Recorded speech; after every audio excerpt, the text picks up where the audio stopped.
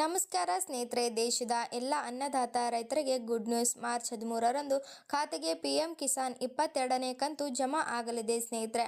ಹಾಗಾದ್ರೆ ಬನ್ನಿ, ಯಾವಾಗ ಜಮಾ ಆಗಲಿದೆ ಮತ್ತು ಎಷ್ಟು ಜಮಾ ಆಗಲಿದೆ ಎಂಬುದನ್ನು ಸಂಪೂರ್ಣವಾಗಿ ತಿಳಿದುಕೊಳ್ಳಲು ತಪ್ಪದೆ ಈ ವಿಡಿಯೋವನ್ನು ಕೊನೆವರೆಗೂ ನೋಡಿ ಮತ್ತು ಈ ಚಾನಲನ್ನು ಸಬ್ಸ್ಕ್ರೈಬ್ ಮಾಡಿ ಹಾಗೂ ಪಕ್ಕದಲ್ಲೇ ಇರುವಂತಹ ಬೆಲ್ ಐಕಾನ್ ಪ್ರೆಸ್ ಮಾಡಿ ಸ್ನೇಹಿತರೆ. ನಾವು ಕೊಡುವಂತಹ ನೋಟಿಫಿಕೇಶನ್ ಅನ್ನು ದಿನಾಲೂ ತಪ್ಪದೆ ನೋಡಿ ಸ್ನೇಹಿತರೆ. ಇನ್ನು ಪ್ರಧಾನ ಮಂತ್ರಿ ಕಿಸಾನ್ ಸಮ್ಮಾನ್ ನಿಧಿ ಯೋಜನೆಯ 22ನೇ ಕಂತಿನ ಹಣವನ್ನು ಮಾರ್ಚ್ 13ರಂದು ಫಲಾನುಭವಿ ರೈತರ ಖಾತೆಗೆ ಜಮಾ ಮಾಡಲಾಗುವುದು ಸ್ನೇಹಿತರೆ. ಮತ್ತು ಮಾರ್ಚ್ 13ರಂದು ಅಸ್ಸಾಂನ ಗುವಾಹಟಿಯಲ್ಲಿ ನಡೆಯುತ್ತಿರುವ ಸಮಾರಂಭದಲ್ಲಿ ಪ್ರಧಾನಮಂತ್ರಿ ನರೇಂದ್ರ ಮೋದಿಯವರು ಪಿಎಂ ಕಿಸಾನ್ ಯೋಜನೆಯ ಹಣದ ಡಿಜಿಟಲ್ ವರ್ಗಾವಣೆ ಶಾಖೆ ನೀಡಿದ್ದಾರೆ ಸ್ನೇಹಿತರೆ.